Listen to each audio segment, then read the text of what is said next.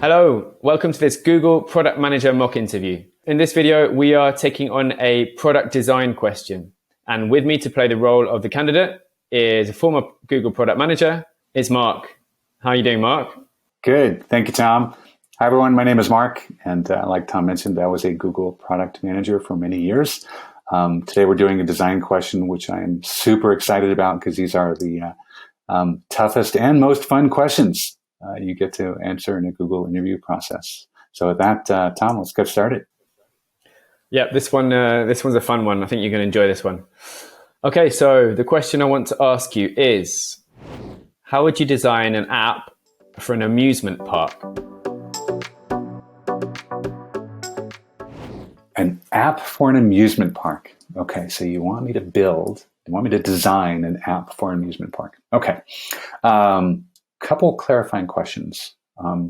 One, what type of amusement park are we talking about?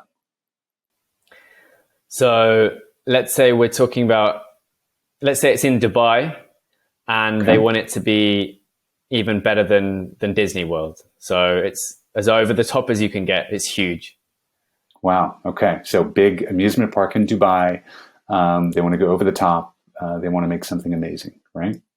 Yeah. Okay. All right. And how much budget or what type of team are we looking at? What any constraints there?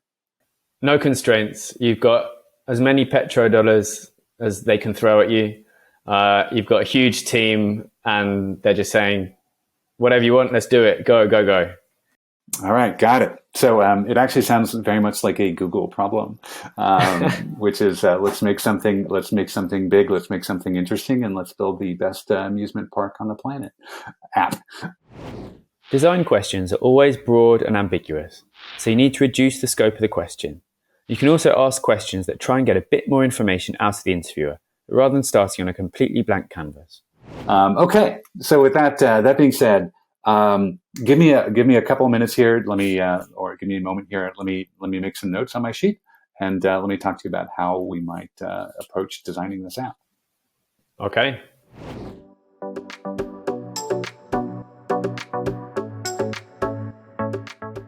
Okay, great. All right. So the way I would like to approach this question, this is a design question. So what we're going to do today is we're going to design an app in concept. And the way we're going to talk about this is we're going to talk about an objective, which is what do we want to do. Then based on that objective is we want to talk about our user segments, like who are we trying to target at this amusement park and why are they interesting. The next thing we want to talk about is within those segments, we're going to prioritize a couple of those segments. We're going to talk about what are the big problems that they're trying to solve? What are the key things that they want to do? And so based on those user problems and so forth, then what we're going to do is craft a solution. And so we're going to craft a solution that basically meets the needs and expectations of our user segments, and that addresses our objective. And that will be our solution that we're designing today. And at the very end, we'll do a little bit of a debug in terms of what could go wrong in our designing our amusement park app. Okay, so let's go ahead and get started. So objective. So we are building an amusement park in Dubai, and it sounds like we're going to go big or go home. They want to create a experience that is rivaled by nothing less than the U.S., better than Disneyland, better than Disney World. So within that, I'm going to lay out a couple of objectives. So the number one objective I think is they want to create a great user experience. Right? They want something that users are going to go away raving about, saying, hey, here's another reason you got to come to Dubai. It's because of the Dubai amazing amusement park. So great experience is number one. Number two, I would say in terms of a business objective, because Dubai is even though they are funded by some petrodollars, actually mostly tourism dollars now, is that they're going to want to make some money, right? And so people are going to come into the park and they're going to be tourists and like a good monetization engine, what they're going to want to do is grab these consumers and grab them by the ankles and shake all the money out of their pockets that they can. So I think that's going to be another important objective for this park. So they're going to want to look at a monetization strategy. So I'd say great experience coupled with a monetization strategy as our objectives.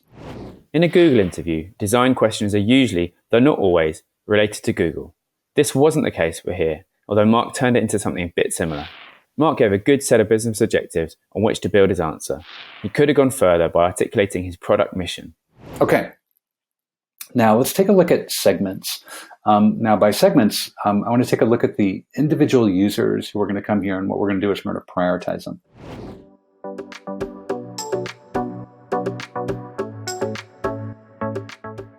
So when I think about segments in an amusement park, I think that kind of the best ways to think about them is usually like kind of people walking in the door and taking a look. I think a great way to segment in this case is by kind of age and role. So within that, I'm gonna call about 4 segments. So first segment are kids, right? Amusement parks, it's really about kids. So I'm sure there's going to be a ton of kids, and they're probably going to be coming with their parents, which is going to be the second segment. And kids are interesting, right? Because kids are, they say like Disneyland is the happiest place on earth, but if you ever go to Disneyland, all you really see is a bunch of kids crying, because it's an incredible, delightful, and traumatic experience for them at the same time, especially when they get tired. So kids are a really interesting segment. Parents are the next big segment, because parents are largely taking care of the kids, and you probably have some parents kind of on their own a little bit. But mostly parents are there with their families taking care of kids.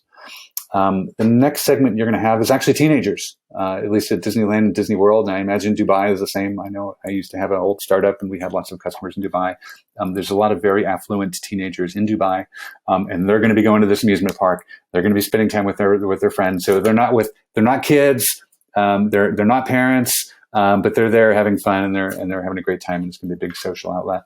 And probably the fourth segment that I would put in here is probably maybe grandparents. And these are people who are coming in that got roped into the parents to come tag along. And they're kind of specialized because Dubai is like 120 degrees all year round. And if it's an amusement park, probably a large amount of it's outside. So we're probably going to want to have probably grandparents are going to have some unique needs. But before we jump into all these specific ones, what I do want to do is prioritize our app around some specific segments. And I want to prioritize the app around like who's really going to be coming and using the app and sharing it, right? Using those as kind of my barometers. So when I think about those 4 segments, I think kids, right? I think they're going to be coming to the store, but I don't think they're really going to be using the app. I think, right? So, and I don't think they're going to be choosing the app. I think they're going to be riding the rides and doing those sorts of things. Teenagers, same thing. I think they might be using the app, sure. But it's largely kind of a social outlet for them. And once they've been there once, they probably know their way around, and it's just a big party. Grandparents, I don't know if I really want to tune the app for them, because they're still trying out how to figure out their iPhone and pull out their phone out of their pocket in the first place. But there's a segment I definitely want to prioritize here, which is the parents, right? Because the parents are really, they're coming there for their kids. They're the one that's planning the event. They're the ones that are saying, "Oh, let's go on this ride and let's go on that ride," and they're the chaperone. They're probably also likely taking care of the grandparents as well too. So I think for this app, we are going to prioritize the segment of parents. It's really important to come up with 3 or 4 user segments. There's lots of ways to segment users. So think about the problem and the context, and think about the segments that make sense. Who would use this product and why? You'll need to prioritize, and it's okay to ignore some of your segments and just focus on one, as Mark did. Be ready to justify your prioritization decision if the interviewer asks you, and so you should have a prioritization framework in mind. So let's take a look at parents. Next step, and let's talk about the user problems that they have in this park. So this is in Dubai, and it's going to be big. So it's going to be big, which means it's probably going to be spread out. So the one of the first problems that people are going to have is like, where am I and where do I go, right? So I'm going to jump into a little bit of solutions here, but let me just say that just navigation is going to be a problem. And so what we'll do is we'll walk through it as a number of user problems. We'll kind of rank them and choose ones we want to figure out. So one, just kind of navigation. Where am I and where do I want to go to? One. The second thing, so that's item number 1. The second thing is, what are the things to go to? What are the key events, right? So you're going to know you're going to want to do ride 1, ride 2, ride 3, right? but there's probably a dozen other rides that you're going to want to do that you may not even know about because you didn't see in the ads, but you may discover in the park or you may hear about. So you're going to want a way to be able to discover these items in the park in the app. And so let's call that, navigation and number line item 2 would be kind of discovery and information. The third major problem that people are going to have, okay, you're in the park, you know where you are, you've gone on ride 1, ride 2, but then the next big problem you have is, got to go to the bathroom and you got to eat. Those are big problems, and so I think having clear affordances in the app for where to eat, where to use the bathroom, are going to be really important user problems to solve. Next interesting problem is going to be is that if I think about a amusement park context, it's usually very loud, right? A lot of things going on, a lot of motion. And if I think about my app, which is on my phone, which is probably in my pocket, it's going to be hard to hear it when people are calling, people are texting, or, I might want to send alerts or notifications or something. So it's just something to think about. It's a loud, noisy area. And how do I overcome that? And how do I work with that in kind of an app experience? And then there's kind of a fifth problem I want to talk about here. And this goes to the objective. So far we've been talking about the users being the parents. I want to spend just a couple minutes talking about the user of the amusement park itself, right? They are a beneficiary of this app, and so one of their goals is driving revenue. And so, how do they drive revenue? So one, they're going to want to sell things. That's a problem, right? How do you sell things? How do you sell discovery, restaurants, things like that? But the other part too is they're trying to create this great experience, right? Which is their objective. They want to create this great experience, and of course, the way great experiences help drive dollars is if great experiences can be shared. And so I'm actually going to say that this is really not a problem, but really a delighter, but there's got to be a reason that you want to download this app. And I would say that for this app to be successful, there needs to be the problem is it needs to be shared, right? So you need to be able to share your experiences at this place. And that is a problem that the app needs to solve. Okay, so let's summarize. The things that we need to solve are 1, navigation; 2, discoverability; 3, the ability to quickly find restaurants and restrooms; and 4, the problem is 4, the potential problem of noise. And 5 being the dollar amount and revenue and kind of the ability to share. So we've got 5 big problems we want to solve. What I want to do is really kind of take 1, 2, 3, and 5, solve those. Maybe 4 could be interesting, but I'm just going to deprioritize that for the sake of deprioritization. But I think those first items, I think we can solve in our MVP. Put yourself in the shoes of the user and describe their needs and problems. Mark's needs were quite primitive. Directions, going to the bathroom, eating. These simple, obvious needs actually make for really good user problems, so don't feel that you need to make things complicated. Mark correctly pointed out that the park management themselves are also a user segment with their own objectives, and so he did well by including them in the solution. So let's talk about our solution. So I think in our solution set here, in our app design, now in a Facebook Meta interview, I might actually draw some wireframes, but this is Google, so I'll go through it a little bit faster. But we'll just talk about the design kind of key features.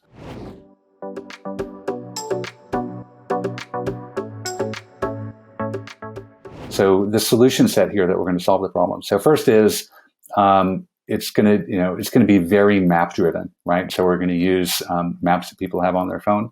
Maybe use Google Maps, maybe not, we'll see. But it's certainly going to be very map driven. Also because it's in the context of an amusement park, right? So there's lots of things going on. Again, we talked about a busy problem. The interface on this, and this is something that we'll want to loop our best designers into, is how do you make that interface highly scannable and usable when you're moving around and in motion, right? So we're not talking about 6-point fonts, right? We're talking about big buttons, big icons, things like that. What is the way to design the most usable experience for the map to let people know where they are? And that pairs really well with the second part, which is discoverability, which is, the things, here are the big pieces, and, here are the big events, and here are the places you're going to want to navigate to, right? So always being able to see clearly on this map where you are and where are the things that you're interested in, and kind of how to get there, right? And ideally, you kind of layer this in with GPS, so you can just look at it and you can go this way, you can go that way, and you can kind of see where you want to go, and hopefully it can be an app that functions very well there. The third piece on that app integration is also the piece around food and bathrooms, which is there should be very clear affordances on the map.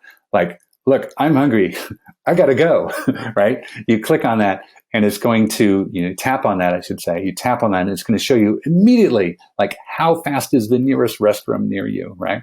Or how fast is to this nearest restaurant that you could get to, right? It's not going to show you a list of all the restaurants in the place. Just like, look, this is gotta eat.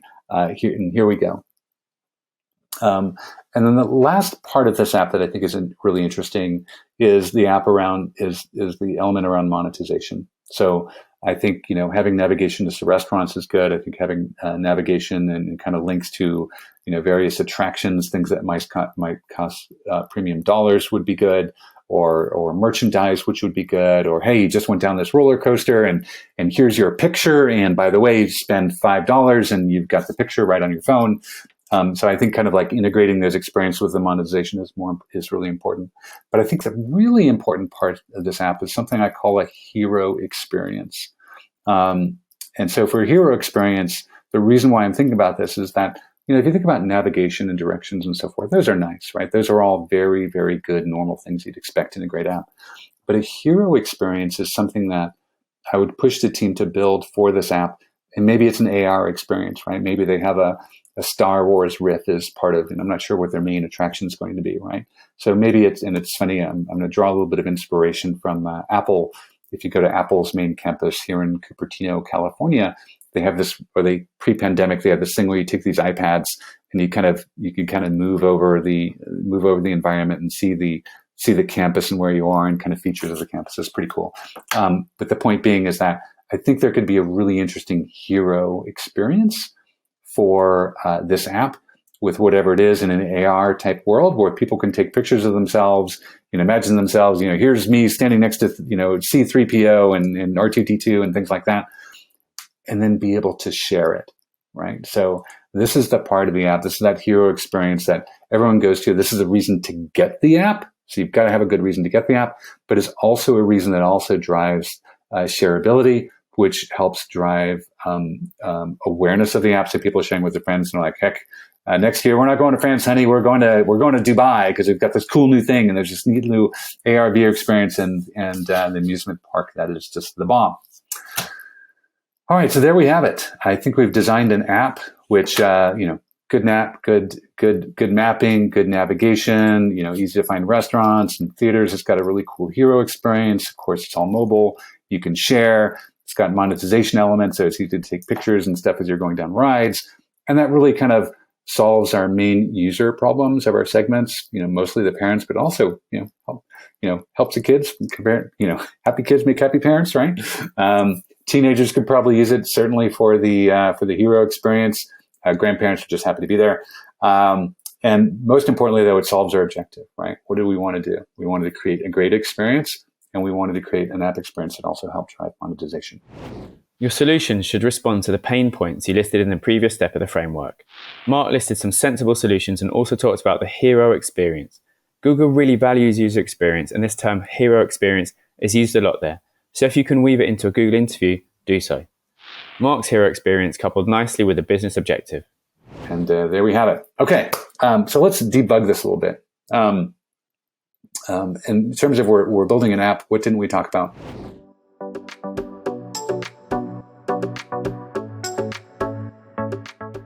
Well, Dubai is a very hot environment. We didn't talk about any kind of environmental considerations when you're walking around with your phone 120 degrees outside. That could be interesting. We didn't talk about kind of that maybe things that would make it more environmentally friendly, I guess, for loud. Maybe it could be loud sounds or maybe extra haptics or things like that. We didn't talk about, an AI like, oh, you went on Pirates of the Caribbean. You're also likely next to go on this, right? We didn't talk about that kind of thing. We didn't talk about line optimization, which is another big problem. Actually, I should have referenced that, which is, you're in a, if it's going to be as popular as we want to make this thing, right? It's going to be super popular. That means there's going to be lines. And of course, a good app is going to want to tell you like, oh, now's the time to go on Pirates of the Caribbean and not Space Wars or whatever the ride is. So there we have it. It's a good idea to proactively offer to debug your answer rather than waiting for the interviewer to ask you. It's your chance to show that you're aware of all the relevant things you didn't talk about, of which there will inevitably be many. Okay, fantastic. That's the end of the interview.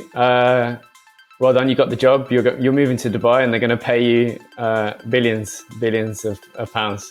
It's great. Let's make it happen. Hello, I really hope you found that useful. If you did, you can like and subscribe, and why not come visit us at IGotAnOffer.com. There you can find more videos, useful frameworks and question guides, all completely free.